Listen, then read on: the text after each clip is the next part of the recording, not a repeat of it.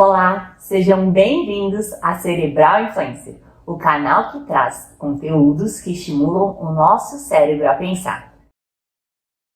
Nesse vídeo, trago a biografia resumida de Sigmund Freud, um reconhecido médico neurologista e prestigiado psicanalista austríaco que, de fato, é considerado como sendo o pai da psicanálise. Freud nasceu no ano de 1956 na região da Morávia, território que na ocasião pertencia ao Império Austríaco. Primogênito de 7 irmãos, ele era filho de Jacob Freud, um pequeno comerciante local, e de Amalie Nettson, uma mulher de origem judaica tradicional. Contudo, quando ele tinha apenas 4 anos de idade, a sua família decidiu se mudar-se para Viena, local em que a comunidade judia naquela época possuía melhores perspectivas econômicas, além de desfrutar de uma melhor aceitação social. Desde cedo, Freud destacou-se em seus estudos, sendo considerado por seus professores como sendo um excelente aluno. Ingressando aos 17 anos em medicina na renomada Universidade de Viena. Neste período, ainda muito jovem, ele ficou absolutamente fascinado pelo campo das pesquisas, dedicando-se inicialmente em pesquisas voltadas à histologia do sistema nervoso, revelando logo de cara o seu marcado interesse pelas patologias mentais e seus respectivos métodos de tratamento.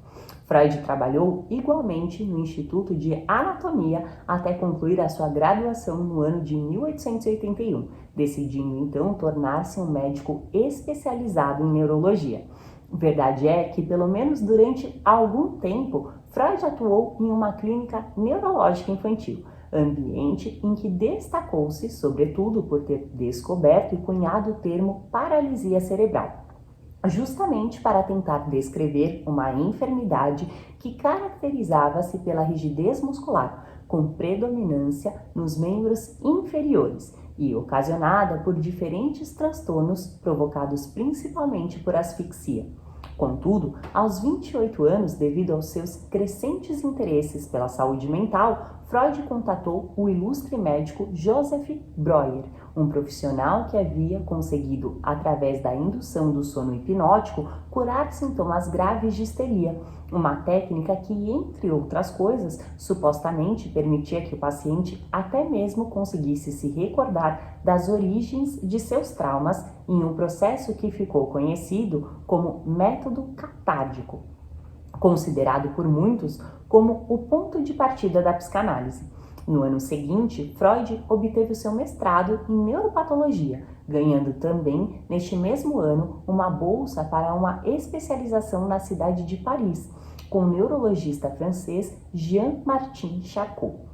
Retornando a Viena, retomou as suas experiências com Breuer, publicando juntamente com ele a famosa obra Estudos sobre a Histeria, em 1895, um livro que consagrou, sobretudo, o início das suas investigações psicanalíticas. No ano de 1897, Freud então começou a estudar sobre a possível natureza sexual dos traumas infantis como causadores das neuroses, começando desse modo a delinear a sua teoria do complexo de Édipo, segundo a qual seria intrínseca à estrutura mental humana o amor pelo progenitor do sexo oposto.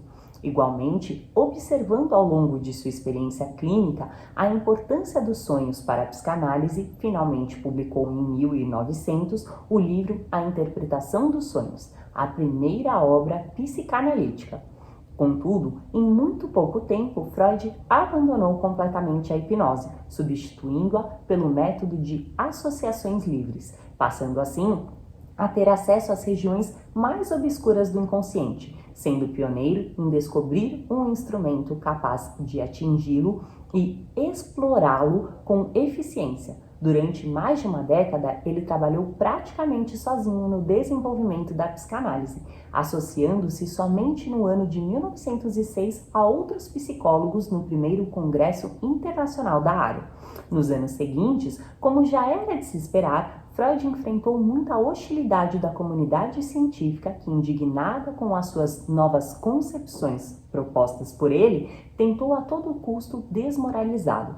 Em 1923, Já extremamente doente, Freud foi submetido à primeira cirurgia para a retirada de um tumor no palato, passando desde então a ter dificuldades para falar, sentindo muitas dores e desconfortos. Seus últimos anos de vida coincidiram também com a expansão do nazismo na Europa. Em 1938, quando os nazistas finalmente tomaram a cidade de Viena, Freud, de origem judia, teve todos os seus bens confiscados e a sua biblioteca pessoal foi queimada. Sendo assim, diante dessas circunstâncias, obrigado a se refugiar em Londres, mediante o pagamento de uma quantia em dinheiro, local em que passou os últimos dias de sua vida, falecendo em 1939.